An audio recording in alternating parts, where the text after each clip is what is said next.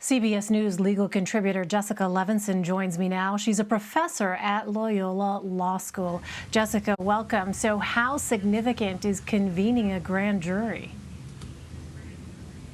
Well, it's significant. The important thing to know is it, of course, doesn't mean we will absolutely see an indictment, but it does mean that this investigation is accelerating. It does mean that we're in the kind of home stretch of this now years-long investigation.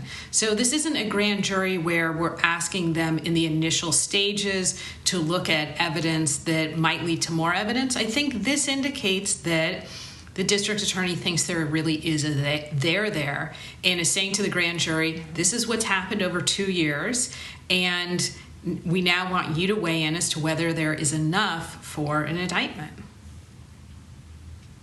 So even as all this has been unfolding, the former president has publicly floated the idea of running for office again. Jessica, how could that decision impact the case? Well, under the Constitution, it doesn't say that one of the requirements for running for president is that you're not under criminal investigation, or you're not subject to a criminal indictment, or even that you're not in a state prison. Now, obviously, we have all thought that politically that this is disqualifying, but if you look at the Constitution and what actually is a prerequisite, what's a requirement for allowing you to run for office, that's not listed. Now, I don't think that we will actually be there, although I should be circumspect about predicting when it comes to this former president. But this discussion about I will continue to run, my suspicion is that that's at this point about staying politically relevant, about making sure that the president can still fundraise, still has a large part to play in the party.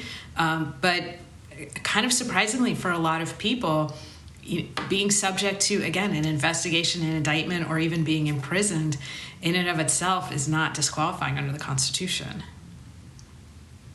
Well, let's talk about Alan Weiselberg. While we understand he has not cooperated with the investigation, his former daughter-in-law has.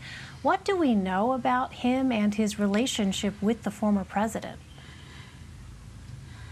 I think we know that all financial roads lead to and from him, in the sense that every bit of evidence that we have heard thus far indicates that he really was in charge of all the books. And let's remember what this potential indictment, what this investigation has really become about. It's about potential financial crimes. So what are the two big buckets, as we just heard, that we're looking at? Really, did President Trump and or members of the Trump organization artificially inflate the value of properties, for instance, to get favorable loans, to get favorable insurance treatment? And did they deflate the value of property in order to get favorable tax breaks? There's also a discussion about maybe employee compensation and whether or not the former president improperly took tax breaks based on very large amounts that were paid to his adult children for consulting fees. All that being a way to say that all of these crimes deal with money and paper, and Alan Weiselberg was in charge of the money and the paper. And so I just think it's hard to overstate how key he is. The one other thing he could potentially provide us with is that really important thing when it comes to a criminal investigation, which is intent and knowledge. Alan Weiselberg could say, President Trump, as we heard Michael Cohen say, President Trump knew. He knew and he directed it. At that point, it's very close to game over for the president. All right, so Jessica, at this point, who else could be a subject in this investigation? So at this point, I think the key player is the one that we just talked about, Mr.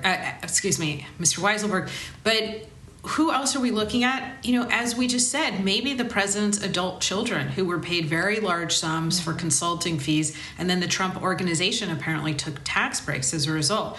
We're looking at the president himself. We're looking at other high-level officials who are part of the Trump organization. But the closer I think we get to that inner circle, and we're already there, the more we can see that this investigation is in fact in the end stages, has in fact accelerated, and that this is not just peripheral to the former president, that this does potentially indeed involve the former president himself. All right, Jessica Levinson for us. Jessica, always good to have your analysis. Thank you.